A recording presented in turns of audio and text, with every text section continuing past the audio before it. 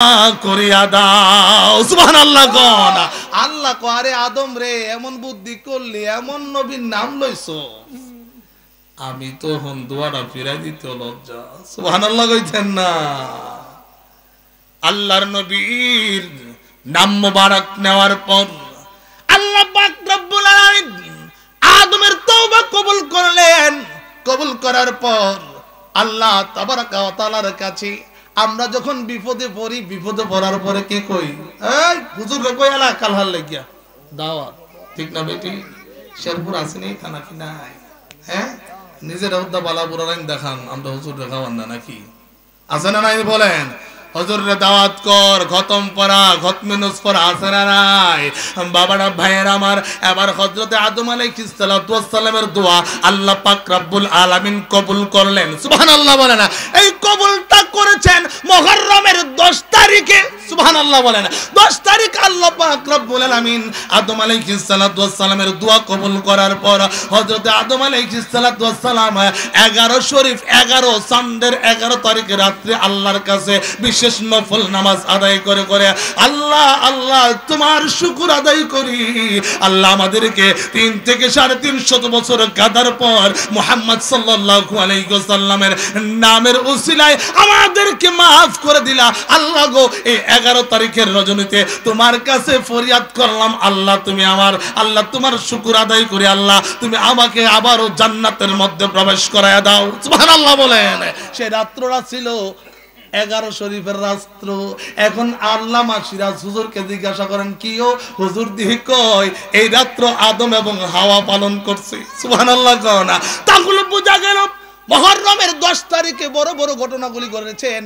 আপনারা জানেন ইউনূস আলাইহিস সালাতু ওয়াস সালামকে মাছে গিলে ফেলেছেন। মাছে গিলার পর হযরত ইউনূস আলাইহিস সালাতু ওয়াস সালাম সেই মাছের পেটে যাওয়ার পর মাছ তাকে হজম করতে পারে না। তিনি বলেছিলেন লা ইলাহা ইল্লা আনতা সুবহানাকা ইন্নী কুনতু মিনাজ জালিমিন। বলতে পারেন হুজুর, হুজুর গো এই দোয়ার মধ্যে কি ফজিলত রয়েছে? এইটা কুরআনুল কারীমের আয়াত। আল্লাহ পাক রব্বুল আলামিন বলেন এই দোয়ার মধ্যে এই আয়াতের মধ্যে 3টা দিক পাওয়া যায়। আমার আল্লাহ পাক রব্বুল আলামিন বলেন 3টা দিক কি? 3টা দিক কি? শুনো শুনো শুনো ও আমি আল্লাহর বান্দারা শুনো। এই আয়াতের সর্বপ্রথম আমি বলেছি আল্লাহ পাক রব্বুল আলামিন বলেছেন লা ইলাহা ইল্লা আনতা সুবহানাকা ইন্নী কুনতু মিনাজ জালিমিন। আল্লাহ কয় এইটার মধ্যে 3টা মজা আছে। 1 নাম্বার হচ্ছে লা ইলাহা ইল্লাল্লাহ কালেমার বাক্য, তারপর হচ্ছে লা ইলাহা ইল্লা আনতা সুবহান। এই দুনিয়ার মধ্যে এবং জান্নাতের মধ্যে সর্বশ্রেষ্ঠ তাসবিহ হচ্ছে সুবহানাল্লাহ। সুবহানাল্লাহ বলে না? আছে না নাই? এরপর আল্লাহ বললেন ইন্নী কুনতু মিনাজ জালিমিন। আল্লাহ আমি ইউনূস মনে হয় নিশ্চয় নিশ্চয় আমি ইউনূস আলাইহিস সালাতু ওয়াস সালাম জালেমদের অন্তর্ভুক্ত হয়ে গেছি। আমার আল্লাহ কই শেষের অংশটা হইছে তাওবা। সুবহানাল্লাহ বলেন। তাহলে এই খতমে ইউনূসের প্রথম অংশটা কি পাইলাম আমরা? কালেমা। কি পাইলাম? জোরে কন্যা কি পাইলাম? কনারে কি পাইলাম? এই মা বোনেরা ঘর থেকে মুস্ত করেন কে রে খতমে ইউনূস পড়বেন। এখন তো খতমে ইউনূস বিরোধীও আছে, আছে না নাই? কুরআন শরীফের আয়াত প্রতি আয়াত তেলাওয়াত করলে 10টা নাকি হয় নাকি? মিছা কথা? তার অক্ষর তেলাওয়াত করলে 10 নাকি হয়? তাহলে এইটার মধ্যে কতগুলি হরফ আছে? মানলাম খতম নাই, কুরআনের আয়াত পড়লে সব আছে না নাই? জেনারেটর কি চালু হবে নাকি? আল্লাহুম্মা সাল্লি আলা সাইয়্যিদিনা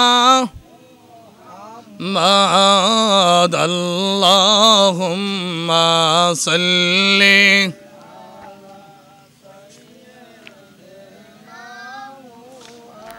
مدنا بيانا شافيانا مولانا مد اللهم صل على سيدنا محمد نبينا شافينا لنا محمد اللهم সাল্লি ওয়া সাল্লিম ওয়া বারিক আলাইহি। কারণ আসছে নাকি এবার? তাহলে এবার খতমে নুসের মধ্যে আমরা কয়টা জিনিস পাইলাম? জোরে কইতে হবে কয়টা? এই আওয়াজে মানে না কয়টা? তিনটা। আমি ওয়াজ করি আন্তাজি বানোয়াট ওয়াজ করতে চাই না, কিছু আলোচনা করব, আপনাদের শিখতে হবে তিনটা। আল্লাহ বলছেন লা ইলাহা, এইখানে কালেমার বাক্য আছে না নাই? আল্লাহ ছাড়া কোনো ইলাহ নাই।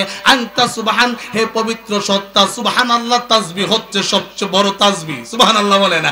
এই তাসবিহ হচ্ছে সবচেয়ে বড় তাসবিহ। এমন ফজিলত একবার বললে আসমান এবং জমিনের মাঝখানে যে ফাঁকা জায়গাগুলি আছে আল্লাহ পাক রব্বুল আলামিন সওয়াব দিয়া ভরপুর করে দেয়। সুবহানাল্লাহ বলে না?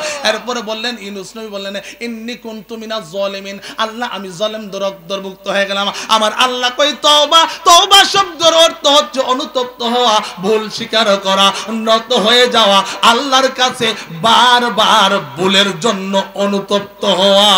সুবহানাল্লাহ বলে না? এবার ইউনূস নবী সেই মাছের পেটের মধ্যে হজম হইলেন না। হযরত ইউনূস আলাইহিস সালাতু ওয়াস সালাম মাছের পেট থেকে সারা পাইছেন মুহররমের 10 তারিখ, আর 11 তারিখ রজনীতে আল্লাহর ডাক দেখো, আল্লাহ গো আমি ইউনূসকে তো মাছে গিলে ফেলেছিল, আল্লাহ তোমার কুদরতের আয়াত পড়ে আমি মাছের পেটের মধ্যে বেঁচে রইলাম। আল্লাহ মুহররমের 10 তারিখ তুমি আমার আল্লাহ সারা দিছো, এই 11 তারিখ চাঁদের 11 তারিখ রজনীতে আমি ইউনূস আলাইহিস সালাতু ওয়াস সালাম আল্লাহর কাছে বিশেষ নামাজ পড়েছি, দোয়া করেছি। আল্লাহ এই রজনীকে বরকত মনে করেছি, আল্লাহ এই রজনীতে আল্লাহ আমি তোমার কাছে দোয়া করি, আল্লাহ তুমি আমাকে মহা বিপদ থেকে রক্ষা করেছো। সুবহানাল্লাহ বলেন। এবার নূহ নবীর কথা শুনছেন না আপনারা? কথা কনার এরা শুনছেন, আমরা শুনছেন না নাকি? নূহ নবীর কথা শুনছেন, কিন্তু উনার কিস্তির কথা শুনছেন না আপনারা? হযরতে নূহ আলাইহিস সালাতু ওয়াস সালামের জামানার মধ্যে মহাপ্লাবন দেখা দিয়েছিল। মুরব্বীরা বহুত ওয়াজ শুনছেন, আপনারা এই প্লাবনের ওয়াজ শুনেছেন।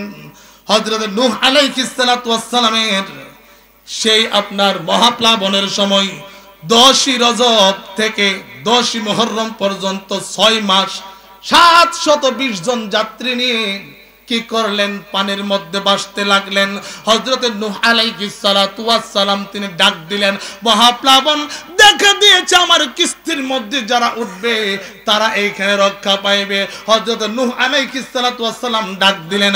ওনার কওমের দুষ্ট লোকরা চিন্তা করলেন না না এইটাতে উঠলে বাঁচা যাবে না। এরা চিন্তা করলেন পাহাড়ের মধ্যে উঠলে বাঁচা যাবে, তারা সেইখানে উঠলেন না। না উঠার কারণে নূহ আলাইহিস সালাতু ওয়াস সালামের কিস্তি যখন আপনার সেই আপনার প্লাবনের মধ্যে বন্যার মধ্যে বাঁচতে শুরু করলেন, আর এই দিক দিয়ে প্লাবনে মানুষগুলি গণহারে মারা গেলেন, ইন্তেকাল করতে শুরু করলেন, মারা গেলেন। এই দুনিয়ার মানুষ আপনারা এই নূহের কিস্তি থেকে শিক্ষা রাখুন। হযরত নূহ আলাইহিস সালাতু ওয়াস সালামের সন্তান কেনান ওঠে না।